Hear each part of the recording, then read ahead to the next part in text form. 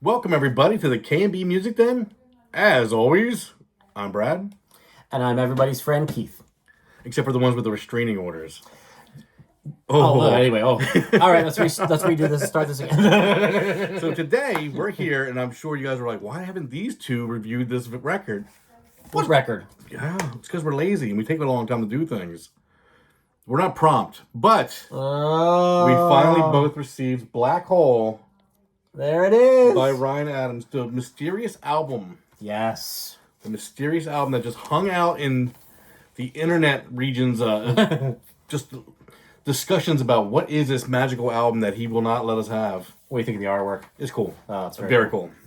And I love the record, the way it's set up there with the gatefold and yeah. It's very nice. It's your track list for you folks at home. We'll be getting into all that. Absolutely. And notice it does say on the front, Paxam Archive Series. Ryan has hinted there's more to come. That is interesting. So I'm excited to see what is coming out. I mean, I'm sure like Darkbreaker. I mean, you got Suicide Handbook probably. I don't know if that'll roll out or 48 Hours. 48 Hours, that was the other one. Yeah. So, I mean, those might. Remember, like years and years ago, they were all supposed to be put out in a box set. Oh my god! And I think at that time it would have been like CD box set. I hope they don't do it because I will actually break my bank. Over that shit. Like, do not do that. Yeah, please. Yeah. now that I thought about that, it made me think. You know, these one at a time. Yeah. Even if they're a little pricey, is better than a box set would break my bank. Crush me. Yep. But so, Brad, you between the two of us, I feel like you have a little bit more knowledge and a little bit more. Knowledge on his what I call his parallel career. Sure. He has the proper releases, and then he has these lost albums. He has these B-sides. He has these. So tell the folks what you remember before this came out recently, and the excitement of him saying, "Hey, I'm releasing it in a couple weeks." What were your thoughts? What did you know about Blackhole? Yeah, I mean, people had heard songs, snippets of songs. There's some things that got out early and but it was always this magic album. Like, how's this whole album sound that just never got released? And I think if you would have released, like, hey, what albums do you want him to release? Blackhole was always right towards the top of the list.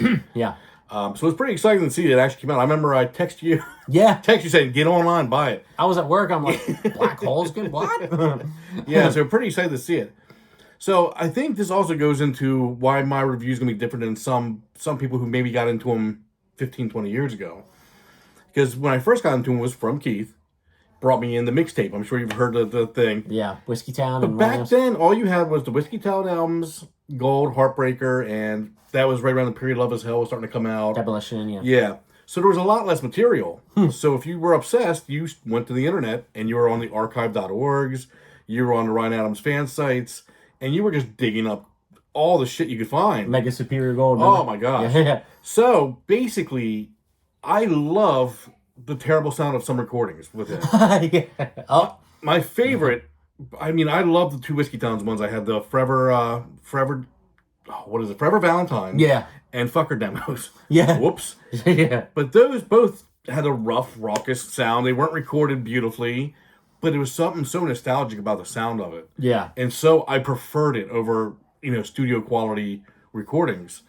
And some of his other stuff, Suicide Handbook, you had like popping in some weird songs. I mean, I think Wildflowers it was cut off at one point. Yeah. So, I mean, these wonderfully, terribly, but awesomely recorded albums. Yeah. Blackhole reminds me of that a lot. Perfectly imperfect. Yeah, Yeah. Exactly. Like, I've seen a lot of people going, oh, the sound quality, the sound. I like it like that. There's something nostalgic and weird about a Ryan Adams album. And it's not badly recorded as in, like, I don't know what the word I'm looking for is, but the songs are intact. You hear it well. I mean, it's just, and I don't get the vibe that it's been overly attempted to fix, or it just sounds thrown on, which is fine with me. I like the sound of it. It doesn't bother me one bit that it's a little different. Okay. How about you? Well, you're a musician, so I know you get touchy with sounds. Well, I kind of have mixed feelings. I lean towards what you just said. Okay. And I knew you were going to say it. Now, there are those that have watched our channel for a long time, and your dear friend Keith here, that will say and point out and allow you to defend yourself here, that you more often than not seem to be what I call a DRA apologist. Meaning that, there are the people, and I understand what they're saying, that could say, hey, I spent $40 on this fucking thing. And it sounds like a demo cassette on vinyl. Now, I do understand and agree. Now, here's the thing. We all know this. At this point, Ryan Adams cannot win. Oh, no matter what he does. Because guess what? If he would have taken the Blackhole songs and re-recorded them, oh my God, he's singing better than he ever has in his entire career right now. Agreed? I mean, pretty much. Yeah, I mean, he's still got it. Yeah, I mean, and I think the sobriety helps. Yep. But I mean, we went to see him in Philadelphia. It's just him and a guitar and a piano. Yeah. And a nice big stage, big theater room, and you just can't even believe what you're hearing that can come out of a human being. It's so beautiful. And his range and everything that he's doing right now, to me, he's like at the peak of his powers. And I think if he would have said, hey, Blackhole is a big deal to the fans. I'm going to re-record these songs, flesh them out, really get them to sound great. What would people have said if he re-recorded them and put out a great sounding record of Blackhole? What would they complain about, Brad? Well, here's the thing. You got two different camps, I feel like. Okay. You got your long-term old Ryan Adams fans from the Heartbreaker, Whiskey Town days. Yeah. And then you have your fans who kind of came along during the self-titled Electric Prisoner. Mm-hmm. Those fans, I think, would have been excited to hear a really cleaned-up version of this. Where people like me, I like the fact that this sounds like shit in a way. Like... If someone said he can actually do Forever Valentine with Whiskey, they're going to bring Whiskey Town back, re-record it, it's going to be beautiful. I say, don't. Yeah. Just put that shitty version on vinyl for me. Yeah. And I'm going to be excited. Like, yeah. I like that sound. So, but again, I'm not a musician. He's more a musician. He can hear the things that make him go like, oh, and cringe. Or for me, it's just a matter of, it's a different sound. Yeah, and again, I'm kind of in the middle, which is kind of wimping out in a way. But at the end of the day, I do agree with you in the sense that Blackhole is what it is. Mm-hmm. And here it is on vinyl. No one's forcing you to buy it. Now, my wife made an interesting point because we talk about some of the different things. She's not, obsessed with him like I am, but we'll have conversations. And she brought up a good point. She said, well, maybe if he just would have said... when he put it out for people to order, this is, and not make a huge deal out of it. It could even be in small print, but like, these are the original MP3s pressed to vinyl or something. That way you know what you're getting and you can decide if you want to spend 40 plus shipping, damn near $50. Let me ask you, as someone who knows the recording process, I don't. I'm a bit familiar. Would there be a way for him to have done this and make it sound really good without re-recording stuff? Depends on how it was recorded. Okay. My very strong guess is that he could have, because it's unlikely that he recorded this in some different crazy way, like with just a microphone in the room, because you can hear, all the different instruments and stuff. So there may be a reason that I'm not aware of that he realized, hey, I'm probably going to screw this up if I try to tinker with it, so I'm just going to put it out as is. He's a studio rat, so I do trust him that if he put it out this way, there was a reason. Okay. I will say that. Do I regret buying this? Absolutely not. No. It's going to come out digitally in like a week, I heard. Okay. So even by the time, some people end up watching this down the line on YouTube, you'll be able to pull it up on your phone. Now, some people said, well, if I knew it was just going to be MP3 rips, I would have just bought the CD instead of the vinyl. Okay. That's fair, I guess. But to me, some people have said it sounds like it's a bit underwater. Some people have said it sounds like, you're listening to it and someone wrapped a blanket around your speaker. In a way, that I'll give them that. Okay. To me, I wish the vocals jumped out a bit more because he's such a great lyricist and a great melody writer that I feel like I have to really listen, like, what's going on here?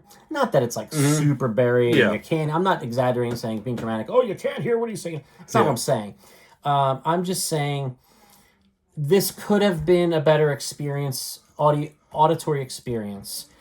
But at the end of the day, I side with you that Blackhole is Blackhole. How lucky are we to have it? Yeah, well, that's my thing, yeah. So, but, this was a big topic online. I knew we were going to talk about it, but let's talk about the songs. Yeah. Okay? Yeah. Now, to me, and we'll just open up the discussion here, go back and forth like we do. Yeah. To me, this is very much an A-side album, where most of the better songs, the great songs, if you will, are on side A, in my opinion. With the possible exception of Catherine. I think Just You Wait is a throwaway. I think it's a total throwaway song. Don't even need it on here. But this is what I'm getting at. So this is what I want to talk about with you. These songs is the hype, the lore, the mystery, the backstory of Blackhole. Are we now finding out it's actually better than the music itself? That's my question. Well, it's hard to beat the lore, because the lore is huge. Yeah. I mean, you would have to be putting out another Heartbreaker for him to beat the lore, because the lore was Heartbreaker-esque, honestly. But he basically did put out another Heartbreaker with Wednesdays, I will point out. Oh, yes. Yeah, I agree. For me, you haven't heard Wednesdays, by the way? You think I'm stupid for saying what I just said? Go listen to Wednesdays and come back and talk to me. It's fantastic. Go ahead. For me, it's one of those things where I really, really enjoy the album. The lore made the album hard to match as far as, is it Blackhole? Yeah. But if you just take the record and put the record on, for me, it's one of my favorite things that's come out from him in a while. I love the songs. Be more specific. The fact that the songs are, to me, it sounds like nostalgic Ryan. This sounds like Ryan. Ryan had this quality to him, and I was trying to figure it out as I was driving over, where I feel like because of all the shit he's going through, he's kind of refrained a bit. He's a little captive, the way he writes, the way he sings. He's a little cautious, maybe? Yeah, where back then he was very just... So throw it against the wall. Yeah, throw it against the wall, let's go. Yeah. Like he said, he didn't even re-record things off Jackson, but just play it and go. Yeah. I love that. The lyrics on this didn't seem like he was worried about what someone might say about him. Interesting. I got some lyrics right now where I'm like, man, that's great. But it would not be great if you released it at post New York Times story. Yeah. But it's just, this is me. This feels like Ryan Uncaged a little bit. Like this is, a few beers in the studio. Yeah. Frustrated with something, and he's playing, and I love it. Like I hear that. Yeah. It's funny you mention that, and I'm glad you said that, because some of my thoughts on this, and I didn't write them all. I only wrote down very few things, but right from the go, right from the door, Call Me Back, the opening of the album, there's what I call a sense of urgency. There's a sense of immediacy to these songs. Yeah. There's an energy. There's a raw energy to these songs. And those are the things I think are missing a bit from newer releases from him, is that raw, like that passionate, panicky feel that he can provide. Like I have to get this out, I'm pissed off. What he's writing about is something that's right on his mind, and he's not happy at the moment. Yeah. And he's got a couple beers down in him, too. That can kind of help, you hear a wild singing the... Yeah. Like, I mean, take the album Star Sign, for example. Mm-hmm. I mean, when those 4 or 5 with Prisoner's Life came out, that's the one that everybody was oohing and ahhing about. But for me, the songs are so great on Star Sign, but I think there was a lot of missed opportunity with the production and the... I don't know. But, yeah, I mean, again, this one goes back to, it is what it is. But there are songs on here that have been floating around the internet for years that he's played live here and there that people... even just hearing the title, if you're a big Ryan Adams fan, Likening Love to War. You've had that title floating around your head for years, and you might have not even known why. Starfire, things like that. But a little more specifically about songs, did you have any notes about certain lyrics or certain songs you want to talk about? I mean, I went into it pretty happy. I mean, pretty deep. I'm sitting there reading as I'm saying happy ending. But The Door, for example, we were so happy before. That's what you're talking about. That passionate, like... Yeah. He seemed, and he sings it almost like, how would you, again, production-wise, it sounds like he's in a different room singing it. What is that? That's... Reverb? Is that reverb? Yeah. Where it sounds like he's not right here. He's back there somewhere singing it. Yeah, I think that's probably reverb. I like that effect. Yeah. Now we just stare at the door. And again, the whole thing, it just has a very, that harkens me back to the whole Ryan Adams, like you said, what's that word you said? Like uncaged, just unfiltered, just... Yeah, the... Immediacy? Yeah. There you go. Yes. Yeah. That's... I did a Brad word. You did. You said it perfectly. It's an immediacy to it. Where nowadays I feel like there's a lot of focus and thought that goes into everything. which is fine. Yeah. Which is fine. Okay. Fantastic. You're tapping into something very interesting here that I never thought of. Yeah. Okay, keep going. Now, Call Me Back Later, another great track, I thought. All these people I chose to love, I only let them down. Again, it's another old school Ryan Adams feeling. Like, you know, I don't know, I just really, it's, like I wrote here, another track that, it's pre-2010s Ryan. Yeah. To me. Help us. Angry angels screaming my name and it's endless. You gotta help us. Like everything you said, it's very immediacy. It's very panic. Yeah. Like, now, Likening Love to War, that's actually one of my least favorite on the album. Okay. Yeah, I don't know how you feel about that track. I like it. Yeah. Starfire, I really like Starfire. Yeah. It's so frantic, it almost gives you like a panic attack. Like, this is a panic attack right from the get-go. Yeah, lovely. Exactly. Yeah, in a good way. Yeah, I mean, again, like you said, the lines are delivered with passion and excitement. It's very immediate. Like, it's, yeah. Just You Wait. This is what I'm talking about with some of the lyrics. He can't say this shit now. If he put this on an album, yeah. And we're not monetized now, so who cares? Fuck her and fuck her friends. They talk shit but can never back it up. Bunch of assholes. Yeah. And I put on here, he doesn't always have to be a poet. Sometimes there's a thing like that, and you're like, I get it, Ryan. I totally get it. Well, and it's funny because that's the one I said you could throw it off this album. I enjoy it because it is childish and it's angry, but it's like, I get it. I've been there. Yeah, I mean, it's real. And that's it's what we real, like. It's and real. That's fine. Yeah, maybe I need to loosen up a little bit in my old age. For the Sun, another one I really, really enjoyed. Mm-hmm. I said a lot of things you probably took wrong. I walked across the boardwalk singing your song. I noticed a lot on this album. Walking was a giant theme on this album. Well, and here's the problem I have with the way it sounds. Mm-hmm. Because some of these lyrics, I mean, I listened to this like 4 times, and a couple of them you read, I was like, oh yeah, I remember that. Like, that's so cool. And some of them I'm like, did he even say that? Because it's like everything is so like just kind of unclear, like muddy. I don't know. Underwater, someone put online, which is a good way to say it. I wish if there was a way, and again, I trust him. He's a studio rep. Yeah. If it had to come out this way, I get it. I want it. I love it. But if there was a way to just take that blanket off the speaker, it would just be a such better experience. But again, does that come down to you think he was being lazy in putting this out, or do you think it came into there was a reason this came out the way it did? I can't say for sure, but I tend to think that he assessed the situation and said, "Hey, if I go in there and start fucking with this, I'm gonna fuck up the vibe of the album, and then it won't sound right." Yeah. I don't know. I agree. I mean, I like the sound. It's very interesting because, yeah. Anyway, keep going. I mean, Catherine was great. Like you said, you seem to like Catherine. Oh yeah, she's a good gal. You can't replace my name, can you, Catherine? It's just that thought process of yeah. Now I like this one too. Tomorrowland. Turn off the lights, leave the TV on, so there's voices in the house when I get home. I love the imagery of that. Like, he's so good at painting that. But then it quickly says, if I get home, right afterwards. Which I thought such an interesting, like, if you get home. Mm-hmm. Yeah. What's going on here, buddy? Yeah. And then for Runaway is I feel like a runaway with nowhere to run to. And I put after this album really feels like it's born of isolation. Like, he was in a very lonely spot when he wrote this album because there's so much walking. There's so much, oh man, just not feeling good about himself, it seems like. Yeah, so he almost did like a self-imposed pandemic years before the rest of us were forced to. Yeah, it's what this album kind of feels like. Yeah. But, we were so excited when we heard it was coming out. It's funny to me, the artwork is very dark. Mm-hmm. And it fits the album great. Well, actually, I was going to say, it threw me a curveball. Oh, really? Because when I look at artwork like this, I think I might be getting something more along the lines of like Ashes and Fire.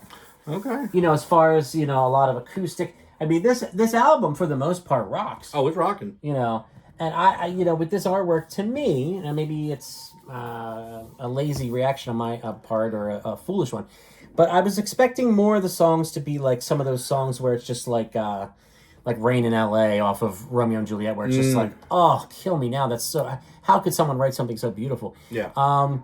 Where this had a lot of edge to it, a lot of, like I said, immediacy, urgency. But after getting the ones that we got, the 4 or 5 that we got recently, This is very different, so it's a welcome addition. Yeah. Anything's a welcome addition. The guy doesn't write bad songs. Some people really are handing it to him online about the quality, the sound quality. Man, I don't know. And, you know, if it weren't Blackhole, I could understand it more. Like, if he said, hey, I just recorded a brand new album, and I didn't tell anybody about it, and I'm putting it out in 2 weeks, and we all ordered it, we spent our, with shipping $50, Yeah. and we got something that sounded like it was, in a tin can, then I could see, like, you just recorded this at PAX Am, and it sounds like this? But that's not what this is. No, it ain't. This is open up the vault, blow the dust off it, and enjoy it. Yeah. So for that, I'm fine with it. Now, I will say, in my notes, I did write that, to me, this album actually, for the most part, sounds like it could have been a bunch of songs that were during, like, that 3-4 era. But that what I mean is that time period, not with the Cardinals, because this is obviously Ryan solo. Yeah. But that kind of, like, where there's just, like, a bunch of songs. And, like, to me, it's almost like... this might be foolish, but again, like, let's say he recorded 3-4 with the Cardinals, and then he recorded a bunch of songs on his own, all during that same time period. And then he took the best 10, 11 songs or whatever from, let's say he recorded 30 solo during that year or two time period. What would that be, 2005, 2006? Yeah. And then found them and said, okay, I'm going to put them, sequence them, and put them out as an album. To me, that's what this sounds like. It sounds like a gem from that era of, like, I'm just writing constantly. Which I'm not sure what the era is supposed to be on it for sure. Now, when I opened it up, the first thing I see is Jacksonville City Nights, the way he's dressed. He's got the jeans on, the boots. Yeah. And I thought, okay, this might have been recorded around that era. True. Where is it at? Good Oh, I think it's on the actual insert. Oh, yeah. So, like, just looking at the imagery of around that time, yeah. I think it's on the other side. Yeah, right here. Oh, yeah. Very much the way he kind of looked going into Jacksonville City Nights. So I thought maybe it was right between, like, the Love is Hell, Jacksonville City Nights, in that 2003, 2004 era. So you said you didn't get a chance to hear his podcast. I didn't hear the podcast, no. I keep hearing about this, though. This could be a whole other video. So I won't get too far into it. But, dude, he was just going on, and he was mad. He was angry. And I think a lot of what he said made sense. I see some people out there saying, oh, he sounds unhinged and this and that. I don't think he sounds unhinged. I think he sounds pissed off about what happened. And there's something that I think I said this to you years ago, that I always latched onto, and he actually said it finally in public. He said about Mandy Moore, I wasn't going to sit there and write an album with her. So what did Mandy do? Immediately found Taylor Goldsmith, who's a very nice guy. We love Taylor. We love Dawes. And he worked on an album with her. And he had his brother Griffin play drums on the album. Mandy Moore is a very beautiful, very talented, multi-talented person. She's an actress. She's a singer. She's a very successful actress. She's not a very successful singer. She has a great voice. She wants to be a very successful singer with a very successful album with very well-written songs. Yeah. Did she marry Ryan Adams because he's like a drop-dead gorgeous hunk?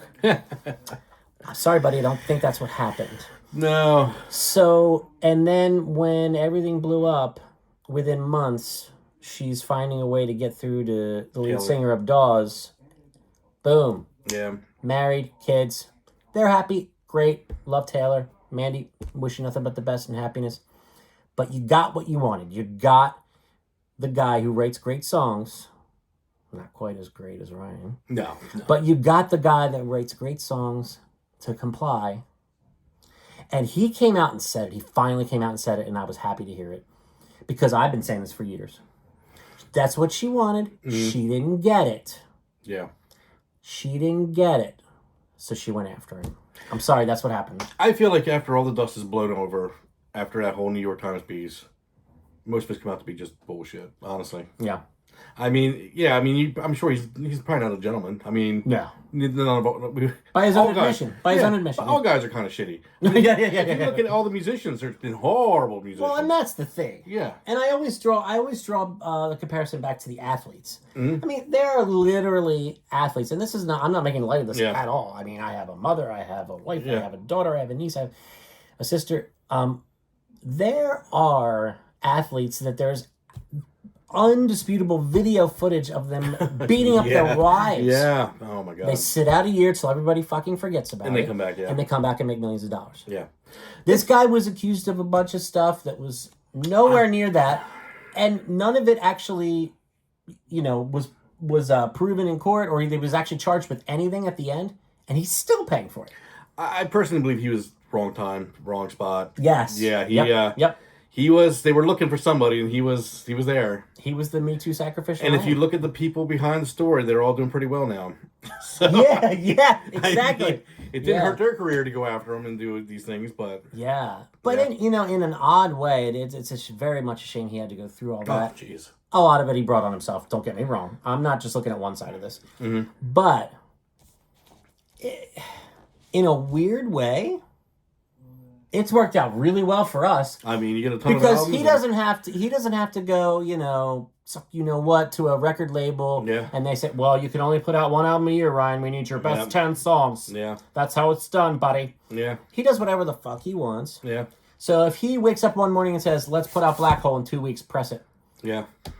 I have it in my hand now. I feel like, though, it's got to be a much, much more stressful situation for him. Oh, yeah. Yeah. Especially with everybody nitpicking everything they do. Yeah. Yeah. Like, the book. Oh, my God, they forgot a page. We laughed about it, Yeah. They had to send us the page. Like, to me, that's great. It is great. Because it's it's so DIY. It is. Like, it's unapologetically DIY. Yeah. So look at all the music that we've That's done. a good way to put it, actually. My God, we used to rejoice over DIY punk, man. These guys in their pressing their shirts. And, everything was all messed up. You had, nothing was pretty. These guys are doing this shit in their basement. Yeah. And now all of a sudden, if it's not spotless, everybody's pissed off. I don't get it, but... Yeah. I mean, there's no way if he still, stayed on Lost Highway for some reason that we would get 4 albums in one day. No. There's no way that any of this would have happened. There's no way that we would have gotten, these recent tours where he's playing 30-some songs and playing covers that he likes and playing deep cuts. That's true, and, when you go to those shows like we have in Philadelphia, for example, and I went to the one in Reading with the Cardinals Mock 2, or do you want to call it? Yeah.